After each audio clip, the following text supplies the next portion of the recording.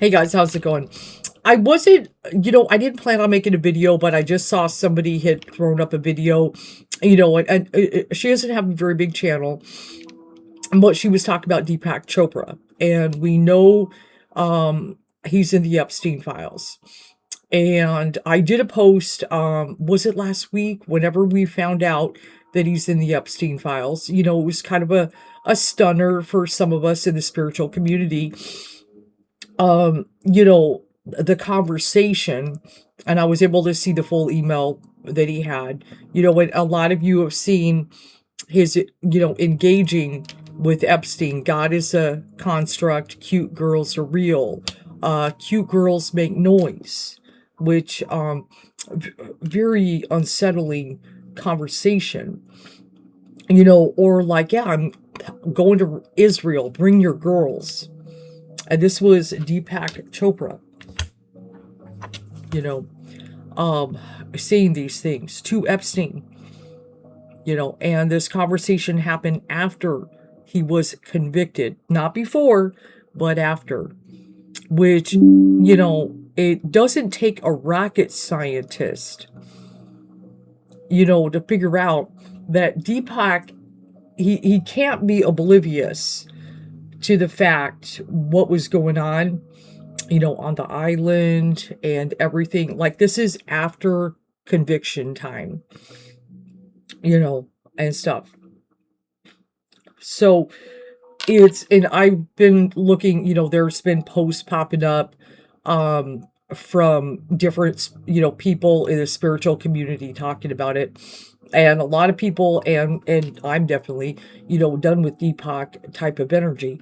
I do have a couple books on my shelf, and I've read some of his, he's written 80 books, guys, or more, somewhere around 80.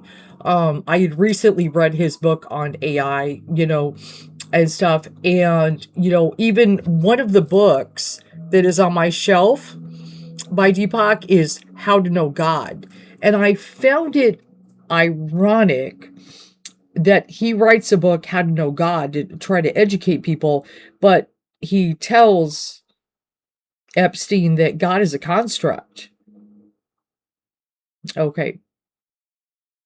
You're coming from India, where, and there's some very excellent books and certain things that have come out of India, about, spirituality. Like, we get yoga out of there, and stuff. The chakra system, understanding it, which, yes, is a real thing, guys.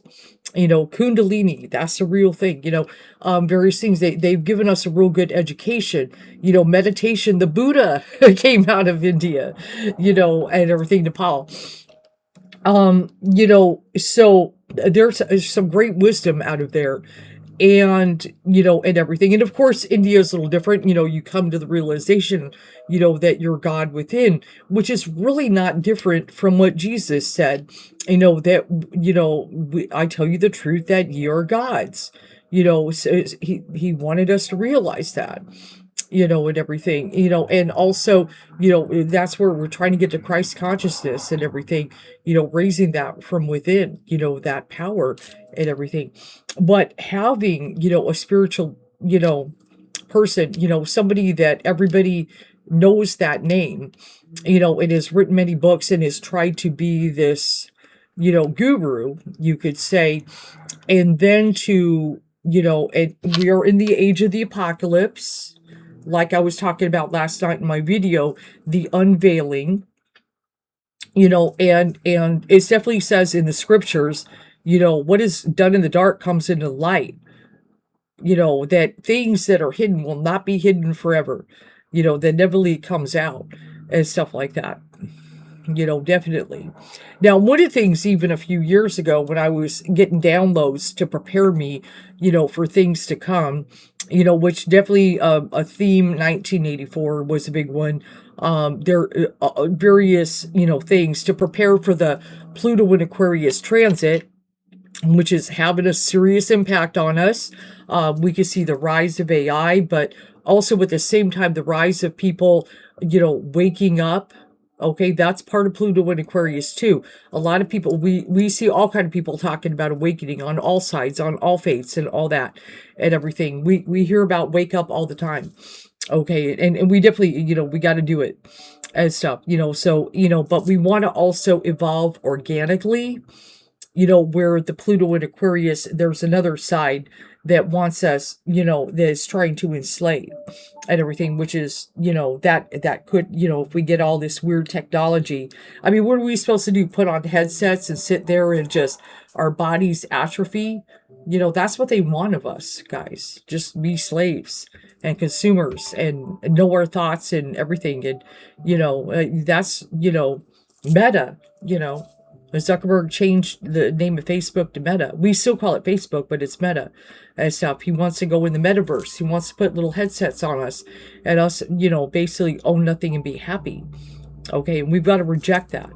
But anyway, I'm getting off track. I'm almost doing another video in what I want to talk about and stuff. I want to go ahead and say that spiritual teachers are important. I benefit from one. I've been very lucky to find a good, honest one. And boy, if you found one, it can be great. Just like the monks that walked, when they went home, they all saw their teacher and they gave reverence and everything, and stuff to that person. They were happy, student teacher, to be united. The student and teacher connection is powerful. Like, for instance, Bruce Lee is one of my all-time favorite people. I've been to Bruce Lee's grave. I was fortunate, I was born in Seattle and he's buried there with Brandon Lee. And I actually went to the grave and sat there for a while. Okay. And his teacher, Ip Man, okay, he could not have become Bruce Lee without Ip Man. Without Ip Man, there's no Bruce Lee. Okay. So, if a student can find a good spiritual teacher, it can be amazing. So I don't want you guys to like say shrug off all teachers. Really, there are teachers everywhere though.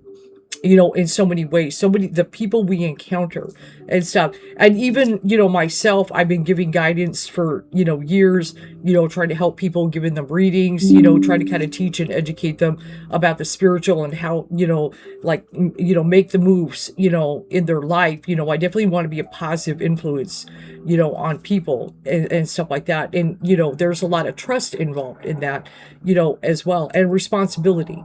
And everything. We want to do that. And there were times that I've worked with people to kind of help them on the spiritual path, and grow and evolve and stuff like that, to be the best. Now, no teacher is perfect. Every teacher has flaws and sometimes they make mistakes, and stuff like that. We know that we're human and everything, but then there is just the egregious, and things like that. And when we see these things happen, that certain people maybe elevated themselves and they presented a character and everything, then other people can be like, oh my God, I thought this person was this, and I find out, whoa, they got a real dark side. And then see, this is where darkness, we don't want it to win. Does that make all the teachings no good? Does that mean all of that, just like, for instance, should I reject all of Eastern spirituality because Deepak, is a fraud? Okay, I don't want you to do that. Okay, I definitely don't want you to do that. Okay, that's a big one and stuff like that. This is, but we are, in a day and age, like I said, things are being unveiled and everything like that. Let me bring my guy out here. I've got 2 new Archangel Michael statues. He carries a sword, which is a sword of truth. You could say that's word of God energy. And that will cut through the darkness. And it will reveal. And ever since I sat him by the computer, oh my Lord, I found out about Deepak, more on the files and everything like that, which I just did a post today in the group warning people. Now, let me warn it, and please pay attention to Archangel Michael also carries a shield. Not just a sword, the sword of truth, but a shield.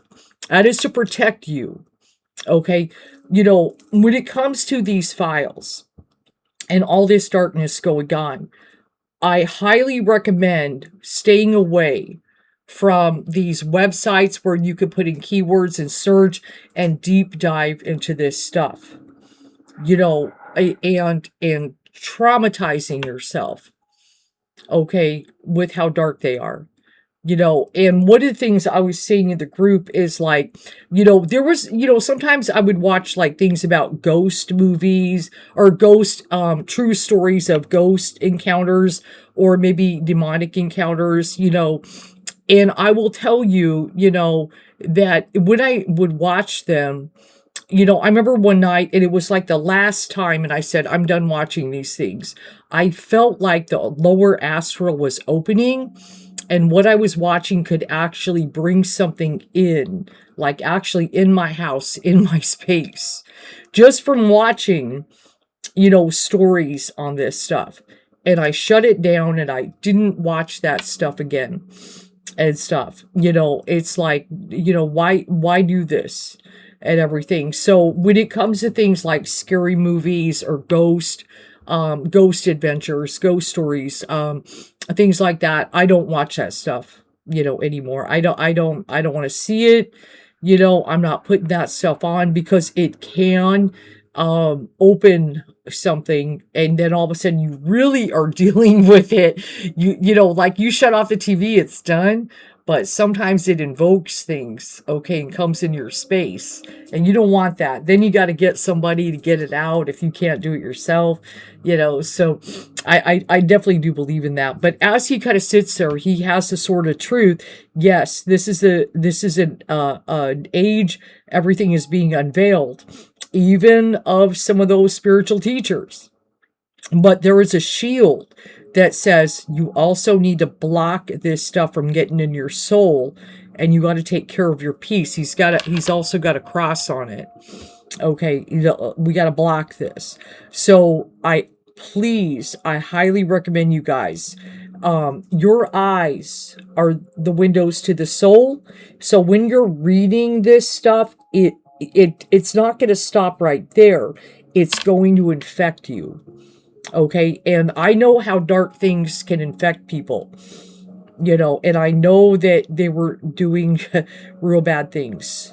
Okay, and behind it, because behind it is a dark spiritual force that is also involved in this.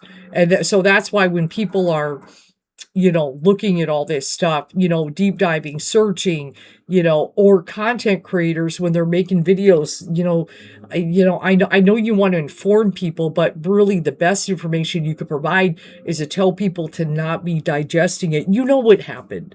You know what's going on. You don't need to obsess stuff. And a matter of fact, you need to kind of shield, turn away, and be like, okay, I'm aware that is happening and everything. What can you do? One thing, you could pray, for people that were impacted, that spirit will help them heal. Okay, vote definitely. If people are protecting these people, we want to vote them out. The various things you could do, but protecting your peace. You got to do that during this time. But let me go back. But yes, I know it can be very disheartening when certain people who claim to be spiritual teachers, and maybe we read their books and maybe we like what we said, you know, um, and we find out, who they really are and stuff, and I know we're all flawed and we all make mistakes and stuff like that. But then there are certain things that we're just like, there's no coming back from some things, and Deepak's not coming back from this. I can tell you that right now. I mean, um, engaging with this, in this and everything, really reveals something there. I'm not saying he said he really liked young girls himself, and there were certain things about his own needs or whatever. So we don't know. But we do know that no good can come out of a relationship like that and everything. We need to be cautious of our, our spiritual people. And we know also, I don't consider myself a new ager. I mean, because I'm more into older things, to be honest. It's kind of hard to be new age when I like old things. Um, at the same time, but I still, am kind of, I guess you could say kind of in the community, you could say. Um, but at the same time, we got to be very discerning right now, but I don't want you at the same time also to be like, afraid of, say, like certain knowledge and everything, certain, spiritual teachers. But we also do want to pay attention to red flags. I noticed a lot of people kind of came out and said, I always had a funny feeling about him, And so I noticed quite a few people were making that comment afterwards. Like, yeah, there was something that kind of rubbed me the wrong way about Deepak. And, and with myself, I think I did sense a little bit of arrogance, with listening to him talk sometimes, a little bit like he might think he's better than a lot of people. I don't get the same, feeling, like say when I listen to Wayne Dyer talk or when I read his books, I a very gentle soul with Wayne Dyer. Versus Deepak, he seemed a little, kind of put himself on a pedestal, a little bit arrogant, with some of his stuff and everything. But boy, but yeah, when I found out he was in there, I was very disappointed. There's, I know there's all kinds in there and all kinds of stuff going on and everything, but that was a real bummer, because it's like, it's crazy. So, but at this time and everything else is, we also want to be careful with that, with all these things going on, I'm just saying, it's real easy to do because we're so frustrated. But we want to try to not be in judgment mode. And we got to know, that's spirit's job. Let's put it that way. That's a spirit's job. But please be taking care of your guys' mental health during this time. Don't be going there and searching the website. It lets dark stuff in and everything. It's not like, if I'm not looking at it, I feel like I should do some, I know a lot of people are kind of frustrated. You could pray for the survivors. And you can also pray that spirit's going to put an end to this soon, that bring good things in. We need the balance. We have, darkness, it feels like it's rising. But notice the monks started walking around that time. It started raising the light and everything. A lot of people, good people came out being kind. We also see that as well. Don't take your eyes off of that. Okay, that was very powerful. Not just the monks, but those that came out to listen to them. Those that were giving them flowers and food and shoes and socks and embracing Aloka. Aloka has over 1 million followers on Facebook. I mean, they're and that's who I think, that's who people are. In the end, I really think that's who they are. So, but yeah, it was disappointing.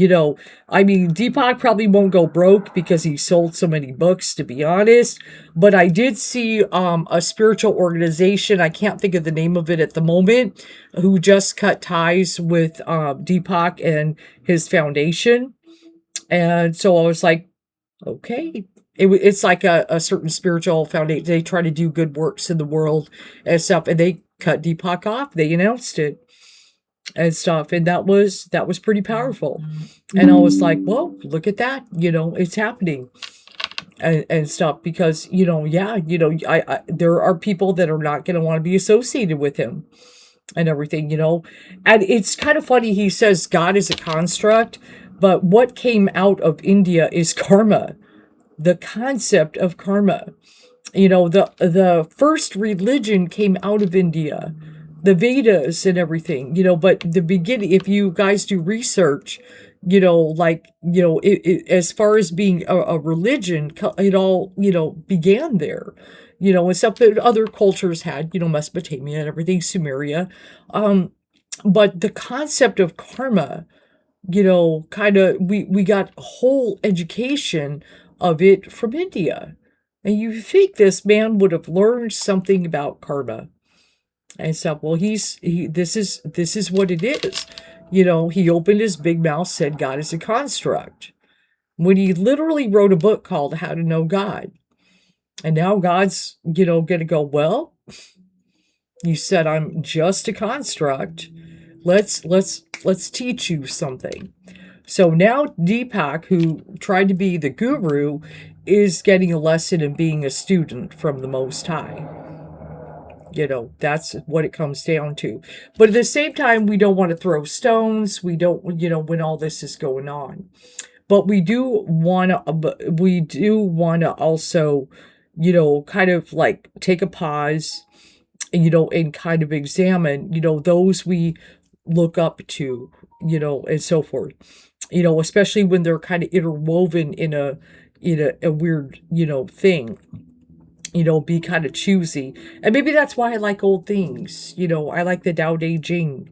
I've read the Bhagavad Gita. And of course, I like scriptures. I like more the New Testament of the Bible, to be honest. Things like that, kind of embracing some of the ancient wisdom can be very powerful. Some of the philosophers and everything like that, kind of look at some of what the Stoics said, and things. But, we do want to be careful. This is a day and age, and everything. Some people pose as an angel of light and they ain't so light, and stuff. It's kind of a wake-up call. It's a wake-up call. So just my 2 cents on Deepak and everything like that. Should you throw away his books and everything?